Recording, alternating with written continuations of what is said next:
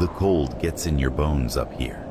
Not the kind of cold you can shake off, but the kind that waits.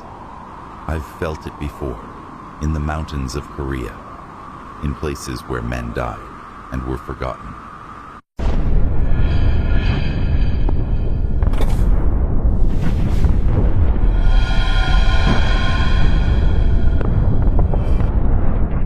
My name is Major Jack Dile, Canadian Special Operations, and I don't believe in ghosts, not the conventional kind anyway.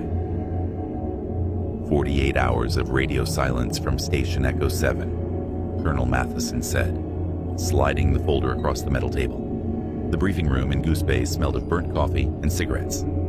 DEU line installation, critical early warning post. I flipped through grainy satellite photos. Soviets? That's the working theory. Weather knocked the main antenna array.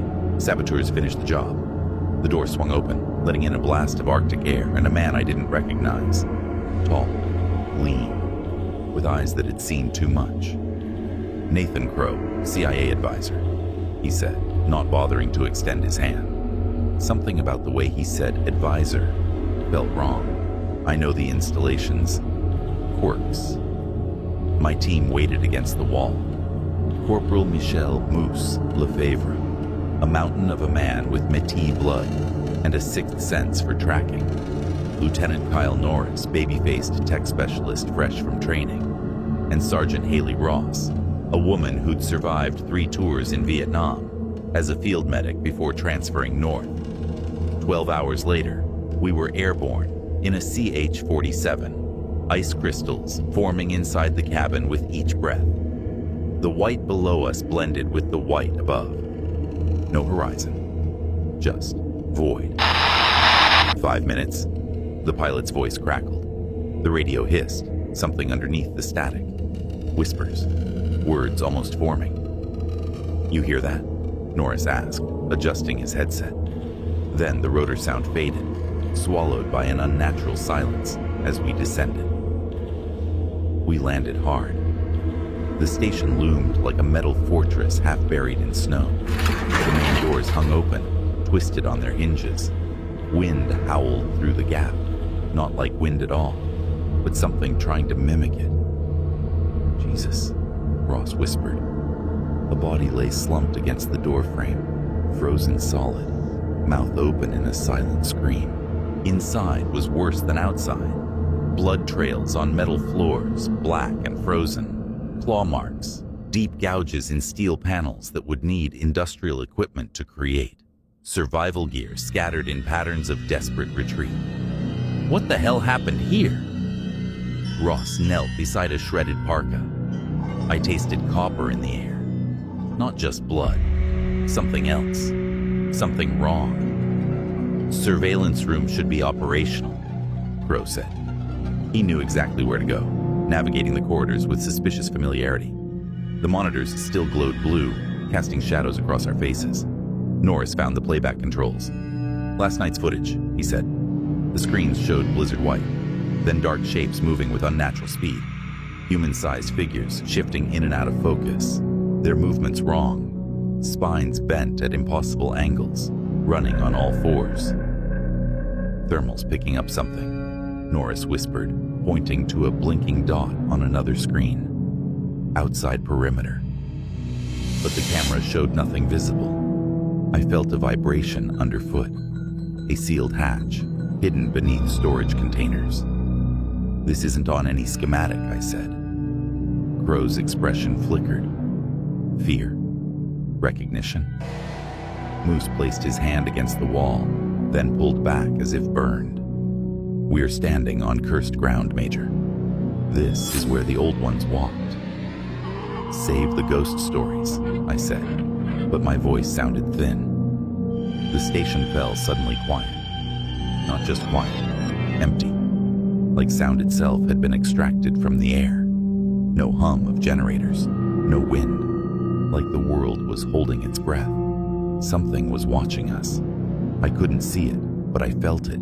Standard sweep protocol, I ordered. Ross with me, Moose with Crow, Norris monitoring comms. We split up, checking the station quadrant by quadrant. The place felt wrong, like being inside the ribcage of something dead, but not quite still. 20 minutes in, Norris's voice cut through our radio. "Sir, the thermal signature, it's inside now. Location? Moving toward..." Static swallowed his words. When we reached the command center, Norris was gone. His headset lay on the floor, still transmitting white noise. Ross found his rifle in the corridor. The barrel snapped cleanly in half, bent backwards like a broken bone. "No human could do this," she whispered.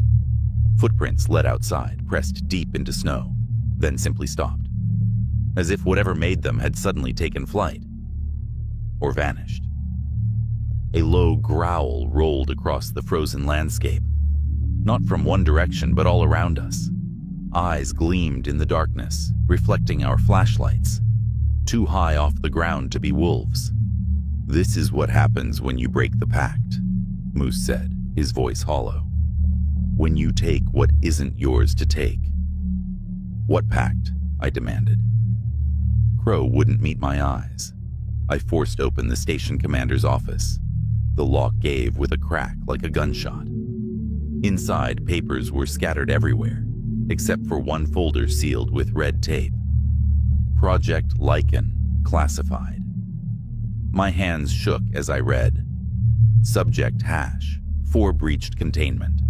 Exhibits accelerated adaptation to cold environments, increasingly resistant to sedation. "We need evac now," Ross said, clutching her rifle. Crow shook his head. "No one leaves. This site doesn't exist, and neither will anyone who walks out with knowledge of what's here." His hand moved toward his sidearm. I was faster. "Talk," I said, my pistol leveled at his head. The sub-level entrance unsealed with a pneumatic hiss, releasing the smell of antiseptic layered over something feral and wrong. The metal stairs led down into darkness, our flashlight beams catching glimpses of steel tables slick with blood. "What the hell were you people doing here?" Ross whispered. Laboratory cages lined the walls, not animal pens, but human-sized containment cells. The bars were bent outward, twisted by something desperate to escape. A tape recorder sat on a central desk. Crow pressed play. "Day 37 of Project Lykan trials," a clinical voice reported. "Subject responds to lunar cycles. Transformation most accelerated under full moonlight. Bone and tissue malleability unprecedented. Subject retains approximately 60% cognitive function post-shift." Moose called from a side room, his voice strangled. "Major, you need to see this." A body lay on an examination table. A Cree man, perhaps 40 years old. His jaw was distended, elongated into a partial muzzle. Fingers stretched into claws, caught mid-transformation. "They used our people," Moose said, trembling with rage. "Our elders warned about taking sacred remains from burial grounds." Crow sagged against the wall. "I was oversight. Pentagon wanted super soldiers adapted for Arctic warfare. Russians were working on their own program." He laughed bitterly. "We didn't make werewolves. We made monsters who remember they used to be men." A metallic boom echoed through the facility. The pressure doors sealed shut. "Override codes?" I demanded. Crow shook his head. "Manual override only, from the outside." The lights flickered. Something moved in the shadows beyond our flashlight beams. Not Norris. Something that had perhaps once been human, but had forgotten how to be. The radio on my belt crackled to life. Through the static, I heard my own voice speaking words I hadn't said. "Come find me, Jack. Come find what you're becoming." Night fell like a shroud over the station. The emergency lights cast everything in blood red, shadows stretching into claws across the walls. We huddled in the lab, weapons aimed at every doorway. "We need to get topside," I said. "Contact base." The ceiling vent erupted with a metallic shriek. I caught a glimpse. Pale skin stretched over elongated limbs. A face caught between human and animal. Eyes reflecting red, like traffic lights in fog. Ross fired first, the muzzle flash illuminating the twisted form for half a second. It moved too fast, a blur of motion, leaping from wall to ceiling to floor. Its claws scraped across metal like nails on a chalkboard. "Get back!" I shouted. Too late. The thing grabbed Ross by the ankle, unhinging its jaw with a wet crack. Her scream pierced the air as it dragged her into the vent shaft, her fingers leaving desperate scratches in the floor. The metal grate slammed shut. Blood dripped from above. "We have to move," Crow urged, his voice trembling. Moose dropped to his knees, hands shaking as he pulled items from his pack. Salt, a bundle of dried herbs, a small bone knife. Working quickly, he began drawing symbols on the floor with chalk. "What the hell are you doing?" Crow demanded. "Protection circle," Moose muttered. "My grandmother taught me. Keeps the loup-garou at bay." Crow laughed, hollow and desperate. "Fairy tales won't." A shadow passed outside our barricaded door. The handle rattled, then stopped. The creature sniffed, growled, and moved on. "Believe now?" Moose asked. Something warm trickled down my arm. I hadn't noticed the gash. 4 parallel lines torn through my jacket, blood seeping into my sleeve. The room swam, my vision blurring. Jack. A voice I hadn't heard in years. My brother Michael stood in the corner, wearing the same uniform he died in 11 years ago. "You broke the oath too," he said, his eyes accusing. "You promised you'd bring me home." I blinked, and he was gone. The pain in my arm burned hotter. A crash from the supply room. Weapons ready, we crept forward, finding a small woman crouched inside an industrial freezer, clutching a tablet computer. "Dr. Elodie Marchand," she said, teeth chattering. "Project researcher." "What happened here?" I demanded. Her eyes darted to my bleeding arm. Subject 4 led the breakout. They're still evolving, faster than we predicted. She glanced at the vents. The cold, it makes them faster, more dangerous. The changes were meant to be controlled, but the serum merged with something in the remains. Something old. Remains? Ancient wolf bones. From a sacred site. She looked at Moose. "Your people warned us. We should have listened." A distant howl echoed through the station, answered by 3 more from different directions. Hunting pack. The lights flickered, then died. Complete darkness swallowed us, broken only by our flashlight beams cutting thin paths through black air. "Generators down," Crow said. "Fuel lines," Marchand whispered. "They're learning." The temperature plummeted. I watched our breath cloud in the flashlight beams, frost forming on the metal walls. My wounded arm throbbed with each heartbeat, the pain shooting up to my shoulder. "Tell me everything," I said to Marchand, fighting to keep my voice steady. She huddled deeper into her lab coat. Project Lykan was designed to create cold weather operatives, soldiers who could survive Arctic conditions without equipment. We used wolf DNA, modified with genetic markers. Her eyes locked onto Moose. The remains came from a Cree burial site. The elders protested, but military contracts overruled them. The formula worked, she continued, too well. The subjects began changing physically, but retained human intelligence. Then they started communicating with each other, without speaking. Crow checked his pistol, counting bullets. "The curse isn't just biological," Moose said. "It's spiritual. You disturbed sacred ground, took what wasn't yours." I rifled through more files, scattered across the lab. A photograph fell out. My service photo. "What is this?" I demanded, showing it to Marchand. Her face paled. Candidate list. I turned to Crow, raising my gun. "You knew?" He stared back, hollow-eyed. "Special forces with Arctic experience. You fit the profile." Something crashed above us. A vent cover clanged to the floor. "The communications uplink," Marchand said. "On the roof. If we can reach it, send coordinates." Moose winced, pressing his hand against his side. I hadn't seen him get hit, but his jacket was torn, dark stains spreading beneath his fingers. His breath came out thicker than ours, hanging in the air too long. "We move now," I ordered.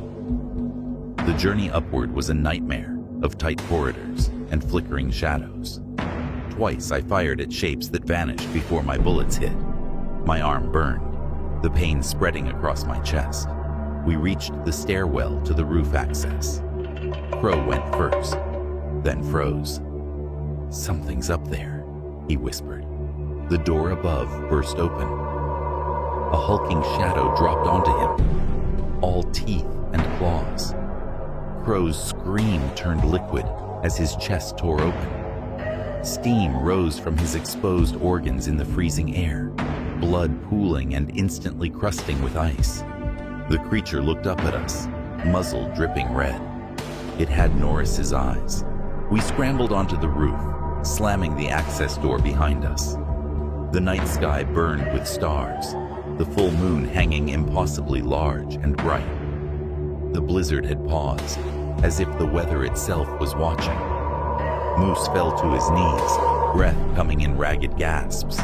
In the moonlight, his face looked wrong, the bone structure shifting beneath the skin. "Major," he growled, his voice deeper than before. "You need to end this. End me." "The uplink." Marchand pointed to a satellite dish at the far edge. "I can call for extraction." I helped her across the frozen roof. My wounded arm felt strangely numb now, the pain replaced by a spreading warmth. Behind us, Moose convulsed, his spine cracked audibly, bending at an impossible angle. "Jack," he gasped, using my first name for the first time. "Shoot me, please." I raised my sidearm, finger tensing on the trigger. His eyes met mine, then changed, pupils elongating to vertical slits. With a roar that was no longer human, he lunged at me, body contorting mid-leap.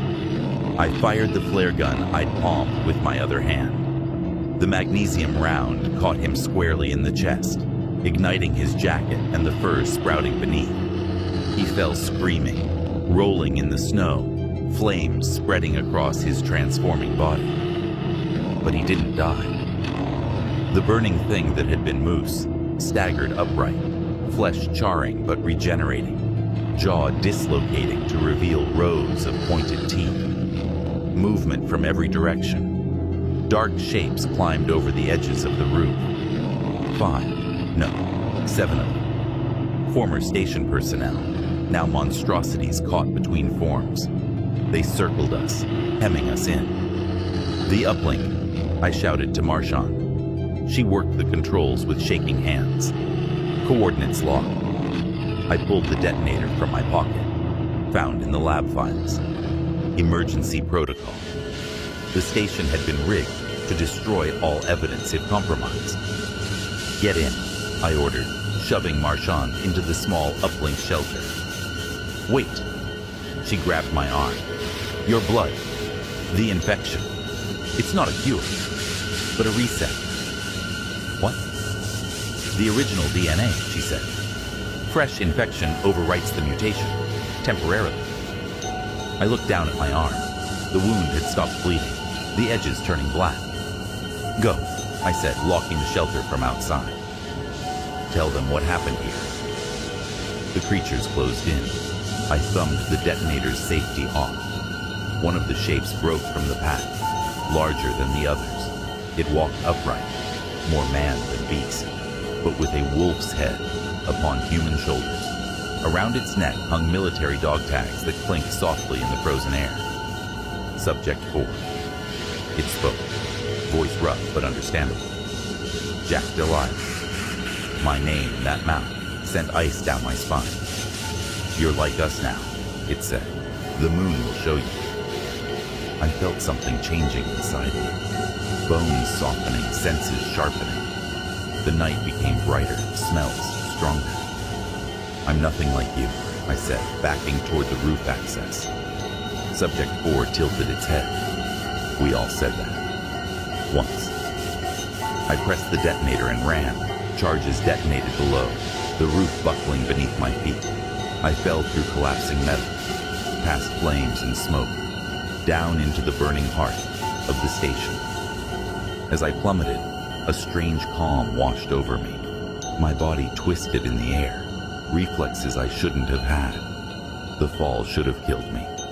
It didn't. Excerpt from classified transcript Operation Whiteout Debriefing, February 19th, 1974. Dr. Elodie Marchand.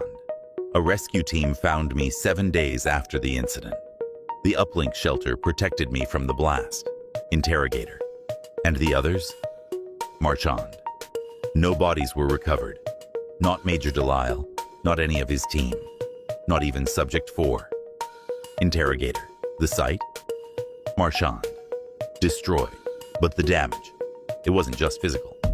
Interrogator. Explain. Marchand. The dew line stations within a 200-mile radius still report radio anomalies. Voice transmissions corrupted by unknown frequencies. Sometimes they hear words. Interrogator. And you believe these are connected to Project Lykan? Marchand. I know they are.